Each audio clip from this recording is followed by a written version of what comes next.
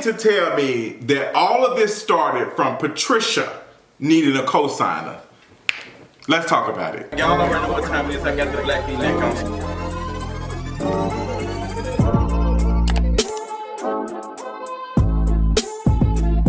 Real Housewives of the Colorist, Real Housewives of Colorism. At this point, there is no saving this show at all. Like, people are coming and saying now, oh, we need to get a good host. We need to get Z-Way to host Real Housewives of Potomac because she will be able to unpack the colorism. And I think she would be able to do a good job. I just don't know if it'll be good enough to save this show. We also don't need other homegirl to come back to host it because she don't have the range to even have a conversation about this at all, let alone holding other women accountable. Well, she's pretty good at that. But this show and the whole Bravo franchise like has a real issue with how they portray dark-skinned black women and how the co-hosts or whoever, there are other folks on the show, treat dark-skinned women. Somebody tweeted that they haven't seen this much colorism on a show since Basketball Wives with OG. And you all remember that because I talked about that for a minute because it was just so blatant that they did not like her at all. They did not like OG. They just, no matter, OG can come in very nice and all of that. They had an issue with that woman from the very, very beginning. And it wasn't anything that she was doing like no different than everybody else. She was just dark-skinned. Like, these things are important because it wasn't just colorism, it was also texturism, and it was also featurism. Like, that is what we saw this past Sunday on Real Housewives of Potomac, Beef Served. I watched the episode, disgusted. I can, like, from the beginning, because I haven't been watching this season of Real Housewives of Potomac. I've only been keeping up from stuff, from clips and stuff, and people say, well, you haven't watched the whole show. I'm a dark-skinned, black, gay man. I don't have to see a whole season of a show to understand that colorism is existing. I don't have to read the whole book. I've experienced it. I can write my own on it. I remember on a previous season of Real Housewives of Potomac when Wendy had said that Gizelle suffers from a syndrome called pretty girl syndrome. And to be honest, as smart as Wendy is, that wasn't the best term for it. That wasn't the best term to describe what is happening with Gizelle. It's not something that Gizelle is doing necessarily. It's what she's allowed to do and she's living in it. So it's not just Gizelle, it's just how the world treats her. And we saw that last night. We saw that last night with how Wendy was treated. Like, throughout the episode from the very beginning, you can just tell that Wendy was not very comfortable. Like, have you ever been around somebody, I'm pretty sure we've all been in a situation where somebody that passed you on the road, somebody let you over, and then you see them and then their neck is just stiff. 9 times out of 10 it's a white person who be doing, but their neck be stiff. Like, Wendy's neck was very stiff. She seemed very uncomfortable, and I just didn't understand it. And you can just tell as the night went on that no matter what Wendy did, or what she was moving, Gizelle and Robyn had an issue with it. The moment Mia threw that drink on that girl, I was like, this was completely unnecessary. There was no reason for Mia to throw the drink. They were talking with words, which always happens on Real Housewives of Potomac or any other franchises.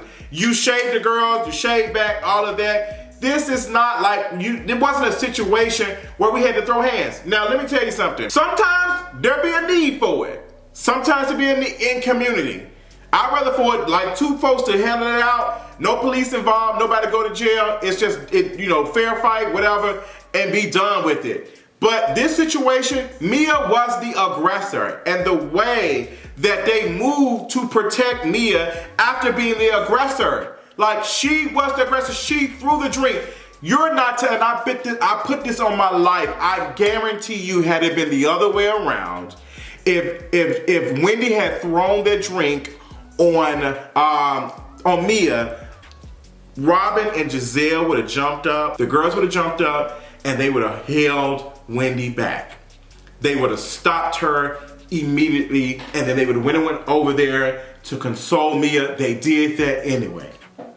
And the way that Robyn and Gizelle just sat next to each other, just like, oh, you antagonizing, you're doing this and that. Like, come on, like everything that Wendy was doing, they were finding something to pick. And folks, I can understand Wendy's frustration.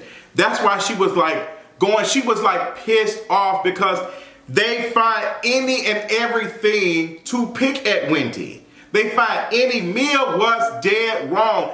Let's get to Peter because I'm about to drag it. This whole thing was about Peter trying to do a business. Apparently Wendy had reached out to him wanting to do a business or doing a restaurant or something, and something didn't happen, it didn't work out, whatever. Both parties are saying they didn't respond or something. It is what it is. The moment Patricia called Mia was some mess. The moment they had a conversation and, oh, I don't mess with her. I don't mess with Wendy. I don't mess with Wendy. You are a grown ass man. If the business did not work, you should be lucky and thankful that somebody is reaching out to your bad credit having ass for any type of advice. You've not had no restaurant last more than a couple of years in a lot of these places. Your restaurant in Atlanta failed. You ran Cynthia's credit down so bad that she had to go marry another nigga to recover it. Been to your restaurant in Charlotte. It's a food. The restaurant in Miami looks a food. It's right next to a damn interstate bridge. It's not even a beautiful view. You are not an upper echelon bougie. Like you be trying to act like you got the coin. You don't. It's a lot of old money in Miami and they got money and bricks to build. I guarantee you Peter is not paying his employees a fair wage. I guarantee you the manager, people who run the restaurant are not being paid a fair wage. I know it because a lot of y'all celebrity-owned restaurants, y'all don't have the capital to be able to run y'all business. So what y'all do is y'all take it out on y'all steal from y'all employees. Y'all steal money from y'all employees by not paying them. That's what I mean by stealing money from employees. You're not paying them the wages that they deserve. I know of, and I've heard of too many stories from these restaurants. Y'all want to be black excellent so much, but y'all stealing and y'all plighting from the community that you are thinking that you are serving and you're not. You're only serving yourself. So Peter, Patricia, you should be glad that somebody reached out to you. First of all, Wendy, you should have never called. This man is not a successful business with restaurants. He's had too many failed projects. Girl, stop. Full stop. But that was what it was. I don't know why Peter took that personal. I would have just said, hey, you know, I know Wendy, we were supposed to work on a project or something fell through, da-da-da-da. It is what it is. I would have saw Wendy at the restaurant, I would have spoke to her, moved on by my business or whatever. Peter was moving in a way that he was antagonizing and he was making it known that he does not mess with Wendy. We've seen this behavior with Peter several times throughout Real Housewives of Atlanta. We remember Pillow Fight night. We remember that whole night of Peter starting mess and him and Candy getting into it. Peter be doing the absolute most. He's currently right now, like just the other day, talking about something he don't like Candy and he got beef with Escape and them or whatever. You're a grown ass man and you always seem to be in some type of mess or some type of beef with women. I don't get it. Like I don't, especially women who are on these TV shows that you want to be a part of. Like Peter, nobody's interested in you and your restaurants having a TV show. That's the last thing I'm interested in watching is you talk about your failed experiments with your restaurants. Like girl, Candace's show barely survived. It didn't even get renewed for a second season. We damn sure not gonna watch your shit. So when he got there and he spoke to everybody, he should have just moved on by his business and left it at that. Like him talking to Mia, telling her what happened, It's like, girl, oh, well, this is my city. Your ass don't run Miami. Y'all ass do not run Miami. Them non-blacks who out here voting for Republicans overwhelmingly run Miami. Y'all ass in these 2-for-1 ass restaurants and bars and shit, y'all are not running nothing. You're not rich. You're not rich. You don't have the capital. You don't have it. Like, you talk about this is my city. What the hell, Wendy got to check in with you to talk to be in? What the? You should be glad that Bravo even filmed at your restaurant so it can get some more clientele. Because it didn't look that packed, to be honest. And I've not heard stellar reviews about this restaurant. You serve some of the most basic shit. Fried salmon, like, girl, what's going on? Fried salmon chips, like, even the stuff they was ordering, I said, girl, this basic ass shit, like, girl, go sit down. But nevertheless, Peter being Patricia, being messy, telling Mia then takes this mess, goes to the table because she was buzzed. Mia was on something. I don't care what nobody say, Mia was on something. Even how she was talking to Jacqueline, their relationship is very, very interesting. And I've been in a friendship with somebody like that a long time ago, back in like 2010. And no, before you, it was not Adrian. It was another friend who did YouTube, and how he talked about me and how he talked to me was very like, I'm the boss. I'm like, you always got to drag me in front of folks to make yourself feel powerful. And I ended my friendship with him because I was like, girl, like, don't talk to me like this. I don't like that. Jacqueline was just saying, before all this mess even happened, out her own mouth, if she had met Mia while she was an adult, they would not be cool. And they actually acting like, girl, what's that about? Like, because it's not because they have strong personality. It's because Mia doesn't see her as her equal. She doesn't see you as a human. She doesn't see you as a person. She see you as her pet. And that's exactly how she treated you. And you run to defend her. We're better than that. We're better than that. We're better than that. Your friend threw a drink on another woman because she said something that she didn't like.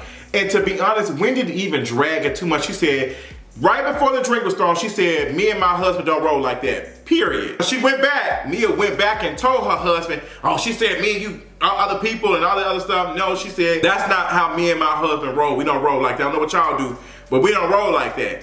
And that struck a nerve with Mia. And Mia did not have any self-control when that happened. She was ready to pop off. She was ready to pop off, and she threw the drink. And she got up, and you can tell Wendy was ready to sock it to her, because I would have been ready to. You can tell Wendy was like on 10 after that. And she had every right to, because she had been pushed to the limit.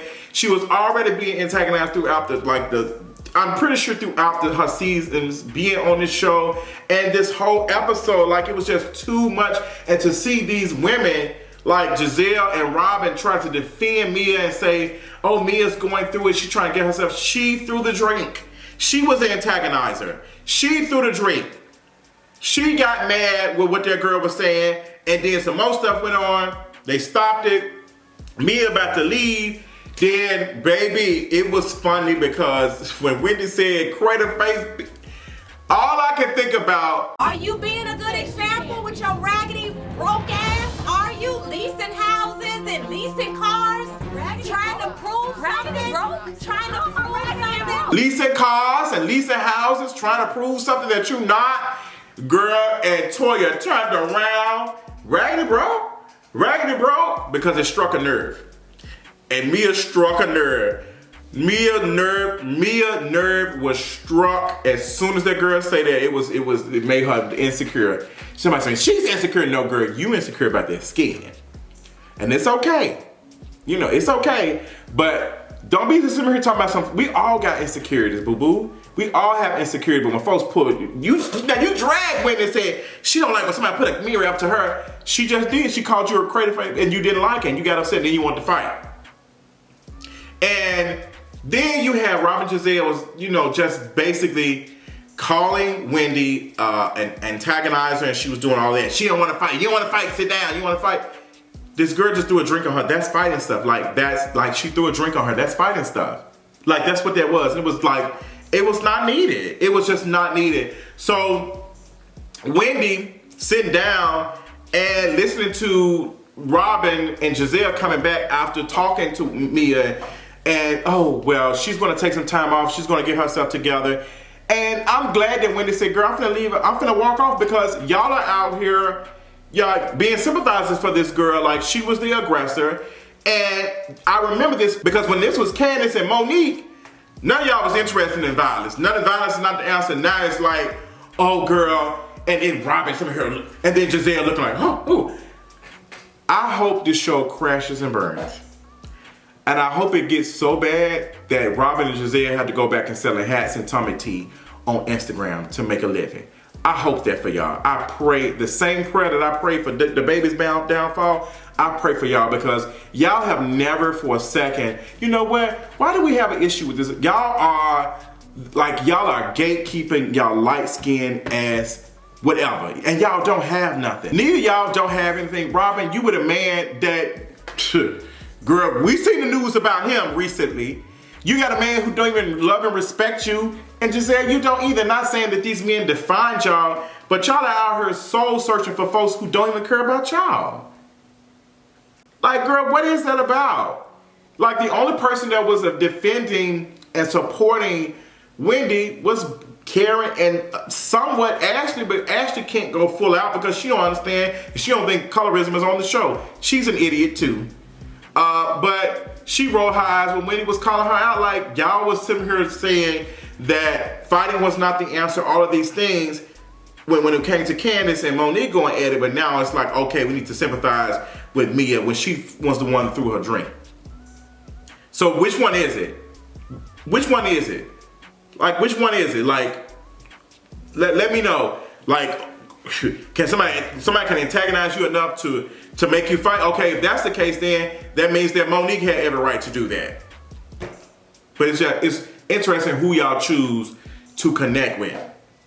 It's quite interesting. And after that whole situation with Monique, they later labeled Monique as aggressive. Robyn, you are the most aggressive person on this show. I've seen very many clips of you walking up pointing your finger in folks' face. Like, you got a very aggressive tone and energy to yourself, and I think you have that because you don't have it in your home, because your man doesn't allow you to have access to anything. So you have to take it on everybody else. So that's what I see. But I could drag this more, but I did, and I did it on Patreon. I just hope this show eventually crashes and burns. This is why I don't watch this show. It's blatant colorism, and it's honestly triggering because it's the same thing that happened with OG, and it just seems like we just don't seem to learn or want to grow. These folks are very comfortable in sitting in their colorist ass ways, and they just do not want to do better, and they can't see it. And it just is what it is. That's all I got, y'all. Let me know what y'all thought about this episode of Real Housewives of Potomac, the colorism on this show in the comments, and I'll talk to y'all later. Bye.